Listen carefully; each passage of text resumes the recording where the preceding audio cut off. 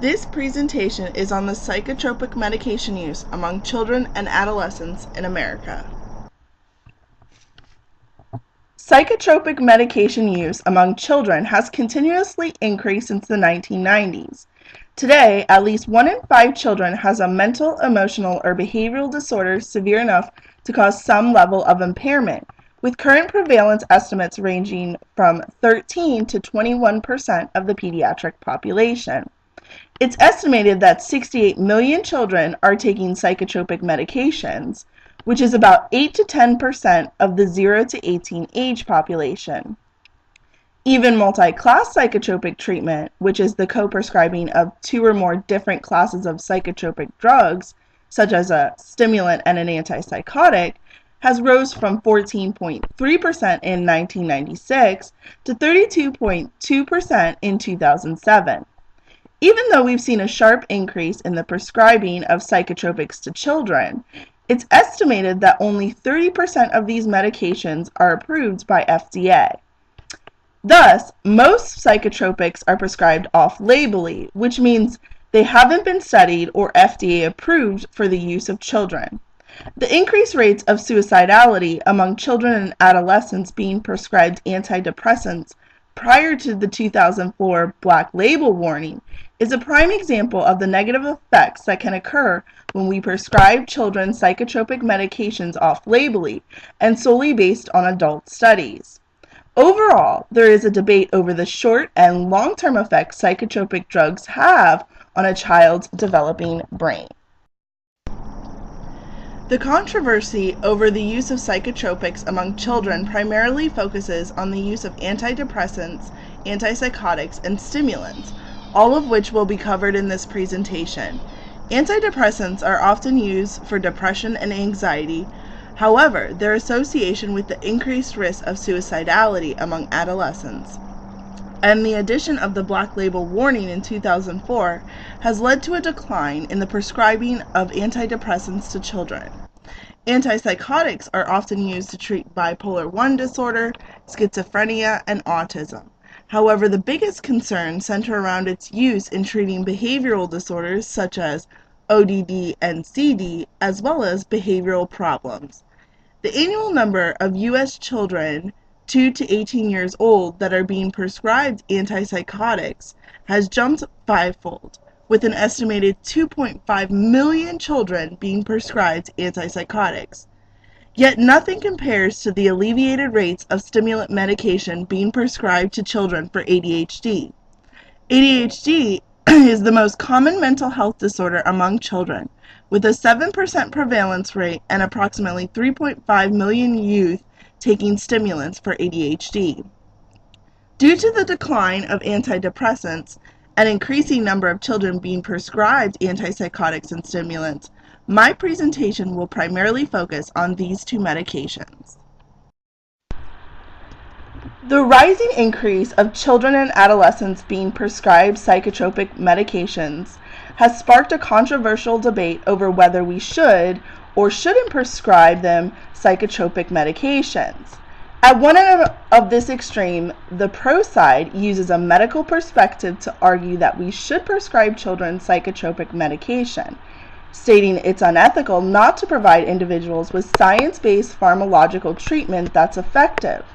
They argue that psychological disorders are a result of biological deficits, and thus medication which alters these underlying biological deficits are effective and have beneficial effects when prescribed and monitored by competent healthcare professionals.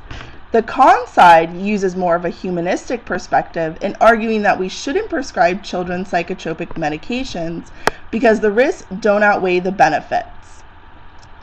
They feel that the mental health field is a giant hoax that has resulted from a consumer-driven medical industry whose main goal is to make a profit. They argue that the medicalization of what used to be considered normal aspects of behavior are now just repercussions of an out-of-control drug industry and a quick-fix culture that has resulted in an artificial diagnosing and an epidemic proportion of children and adolescents being prescribed psychotropic medication. Within the field of social work, this topic is very important because it has an effect on both our clients and practice as well. In real-world practice, there has been a divide within the mental health field between psychiatrists and doctors who prescribe psychotropic medications, and psychologists, therapists, and social workers who provide psychotherapeutic interventions. Instead of utilizing both perspectives to treat clients, there is often a divide between these two perspectives on which method is most effective. As social workers, we pride ourselves on using more of a holistic approach when viewing our clients. Yet we focus our efforts on the use of psychotherapeutic interventions and often ignore and even discard the use of psychotropic medication. I think it's foolish for any practitioner in the mental health field to be so close-minded that they do not consider both types of interventions when treating clients. After thoroughly researching this topic and considering both sides of the debate, I found that my own viewpoint falls somewhere in the middle. I believe that the mental health disorders are caused by a deep underlying interplay of biological, social, and environmental factors, all of which should be considered when diagnosing and treating individuals. Thus, I believe that there are beneficial effects to the use of psychotropic medications when individuals are not only properly informed, but also properly diagnosed, treated, and monitored. However, I also feel that the medical pharmaceutical industry has become a consumer-driven industry that's focused on marginalizing its profits, all of which has led to a large number of children being misdiagnosed, over-medicated, and improperly treated. In supporting my opinion, I will discuss the brain abnormalities in children with ADHD and bipolar disorder, the efficacy of psychotropics, and an overview of the consumer-driven pharmaceutical industry. A study published in 2012 found that bipolar children demonstrated volume differences compared to normal controls. Decreased prefrontal cortex volumes and increased globus pilatus volumes were found to be highly significant among children with bipolar disorder. In addition, decreased cortical gray matter and increased basal ganglia volumes also demonstrated some significant differences. Research has also demonstrated functional differences between bipolar individuals and controls, with bipolar individuals demonstrating functional abnormalities within areas of the brain that are involved in motor and cognitive inhibition, decision-making, and risk-taking. Although there is often considerable overlap between the brain abnormalities found within ODD, CD, bipolar disorder, and ADHD, researchers have also found different brain abnormalities between these disorders, which may indicate that there are underlying biological deficits between these disorders. Studies have demonstrated both structural and functional brain abnormalities between ADHD children and normal controls. Structural differences found in individuals with ADHD include areas within the frontal, striatal, parietal, and cerebellar regions of the brain. Researchers have also found that children with ADHD display delayed brain growth within specified regions of the brain. These studies demonstrated that children with ADHD experience a 3-year delay in cortical growth, a 4-year delay in frontal growth, and a 5-year delay in temporal growth.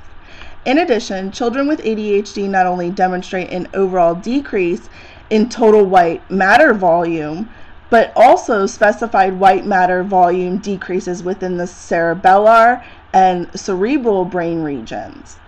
Functional differences among ADHD individuals are separated and labeled as cool and hot executive function networks, and children with ADHD display processing dysfunctions within both networks. Cool executive network dysfunctions include networks of the brain that are associated with motor response, inference inhibition, cognitive flexibility, temporal foresight, selective and sustained attention, motor and timing processing, and working memory. Hot executive network dysfunctions pertain to temporal processing, reward processing, and reward anticipation. In lieu of this, research has also found that individuals with ADHD display decreased dopamine levels. These decreased dopamine levels are thought to be correlated to the sustained attentional deficits found among individuals with ADHD, as dopamine naturally rewards individuals during tasks requiring sustained attention. This is also why stimulant medication is thought to be so effective among ADHD individuals, as these medications increase dopamine levels. Overall, these brain abnormalities demonstrate some of the possible underlying biological deficits that occur among individuals with ADHD. For a while, risperidone, also known as Risperdal, was the only FDA-approved antipsychotic for children. While other antipsychotics have been FDA-approved, risperidone is one of the most highly prescribed antipsychotics and has shown to be effective and generally well tolerated among children. However, most of the research involving the long and short-term effects of risperidone use with children is based off of animal studies, leaving many weary about the effects of risperidone on the developing brain. Earlier risperidone studies involving rats have demonstrated that short-term risperidone exposure during development results in increased dopamine and glutamate receptors in the forebrain, increased serotonin receptors in the hippocampus, and related behavioral changes even after the termination of treatment. A study published in 2013 was among the first studies to examine the effects of prolonged risperidone exposure during childhood development. In this study, rats were given daily injections of either 1 milligram of risperidone, 3 milligrams of risperidone, or a vehicle-controlled solution. Results demonstrated that prolonged risperidone administration across development led to hyperactivity, a behavior associated with dopamine function within the forebrain. And this effect lasted up to 9 months after the termination of risperidone treatment, indicating that early life risperidone treatment exerts selective but persistent effects on behavior during adulthood. There are also many concerns regarding the effects of stimulant medication on the developing brain. However, much of the research thus far has yet to demonstrate brain abnormalities associated with stimulant medication. For instance, a study published in 2002 compared structural brain differences between non-medicated ADHD individuals, medicated ADHD individuals, and controls. Although both non-medicated and medicated ADHD individuals demonstrated a decrease in total white matter volumes, non-medicated individuals demonstrated significantly smaller total white matter volumes compared to medicated children. Another study that was published in 2013 demonstrated that the prolonged exposure of methamphetamine treatment increased dopamine transporter availability within the striatal region of the brain. The authors of this study postulated that this upregulation of dopamine availability may cause decreased treatment efficacy and an exacerbation of symptoms after treatment is terminated. Unlike most psychotropic medications, the efficacy of stimulant use among ADHD children is not the primary issue, as stimulants are one of the most well-studied and effective psychotropic medications prescribed to children.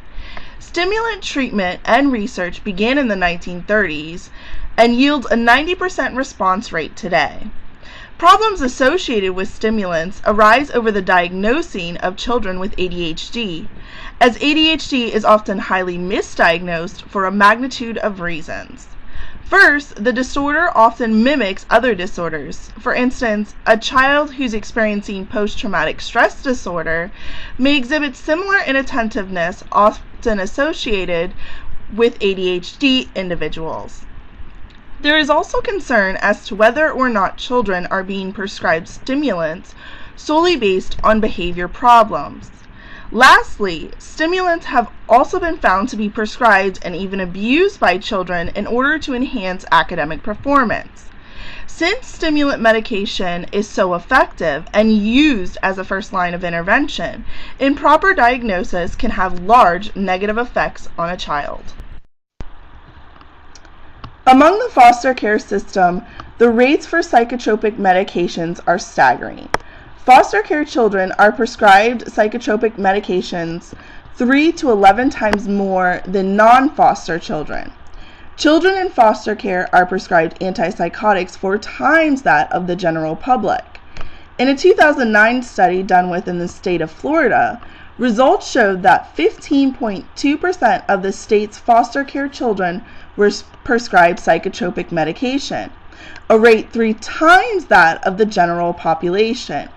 In a 2008 national survey, 21.3% of foster care children were prescribed 1 psychotropic medication, 41.3% were prescribed 3 or more, 15.4% were prescribed 4 or more, and 2.1% were prescribed 5 or more, thus demonstrating how many children in foster care are prescribed multiple psychotropics at one time. While it's no question that children in foster care are being prescribed psychotropic medication at alleviated rates compared to non-foster care children, there is some debate over whether this population is being over-medicated and misdiagnosed, or just a highly representative population of psychopathology due to their early childhood experiences of abuse. Abuse is often linked to a confounding number of social, emotional, and psychological problems, and rates of mental health disorders are estimated to be 3 times higher among children with a history of abuse. Among the foster care population, it's estimated that 40% of foster care children have a history of physical abuse, and 20 to 30% have a history of sexual abuse. Among those in residential treatment, it's estimated that 97.6% have a background of abuse. It's estimated that 80% of the foster care population has a mental health problem compared to the 18 to 22% of the general population. Yet only 23% of foster care children receive mental health services. Thus, many foster care children are not receiving adequate services, while at the same time a staggering amount are being given multiple psychotropic medications that could be potentially harmful. The real-time world of clinical practice is a two-way street in which the carefully measured criteria of diagnosis and prescription intersects with the increasing demand for services within a vast and growing healthcare industry.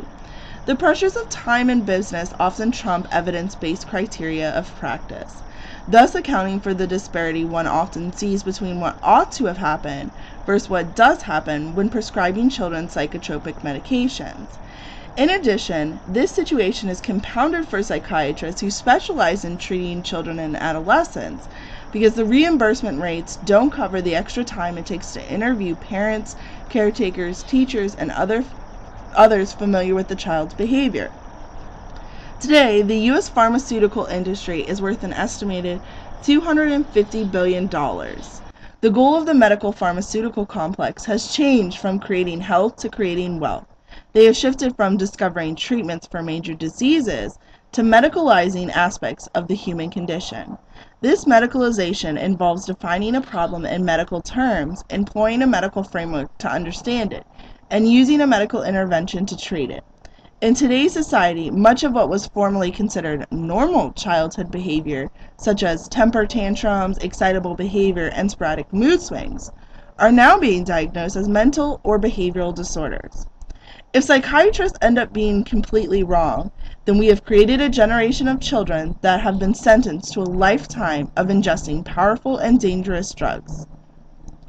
What we have is a profitable medical industry that seeks to expand the definition of a problem in order to sell more products and services. In 1954, 1 in every 480 Americans had a mental illness. In 2006, this number jumped to 1 in every 50 Americans. As the definition of mental illness expands and our ability to predict and control more aspects of modern life increases, society's tolerance of abnormal behaviors and pathological symptoms decreases. Healthcare services shape, and in turn are shaped by, a number of social cultural factors. First, we live within an individualistic society in which useful behaviors consist of the skills and attitudes that enable an individual to compete in the emerging global economy. The idea is that children must be prepared for the modern workplace in order to compete successfully as consumers.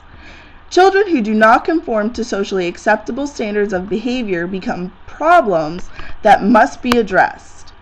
Secondly, we live within a quick-fix society based on instant gratification, in which we blindly believe that doctors are 100% accurate and thus trust them with our lives.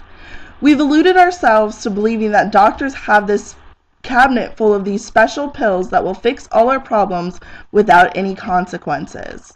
And at the same time, we want a quick fix and quick results. Yet best practice guidelines all stress that it takes investigative work to sort through the combination of biological, social, and environmental factors impacting the problem behavior.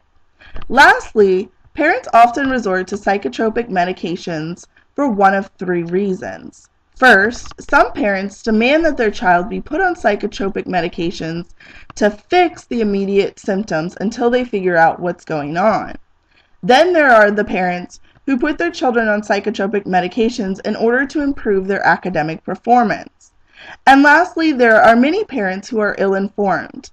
These parents are never given all of the available options to treat their child, nor are they ever informed of the potential risk of these medications.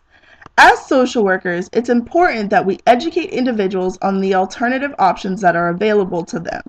It's also important that we inform these individuals of the pros and cons to taking psychotropics, and that we help them make the best decision for themselves, as no parent should ever feel forced to put their child in therapy or feel forced to give their child psychotropic medication.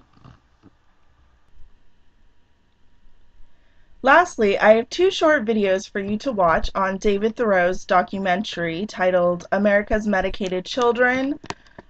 I've provided the links for these videos on both Blackboard and in my YouTube summary. For the second video, please just skip to the 1 minute mark and watch the video until 3 minutes and 38 seconds. I felt that this documentary really encompassed what it's like for children on psychotropics. The first video is an overview of the documentary, and the second video is an interview with a psychiatrist. So I hope you enjoy the videos, and I hope you enjoyed this presentation.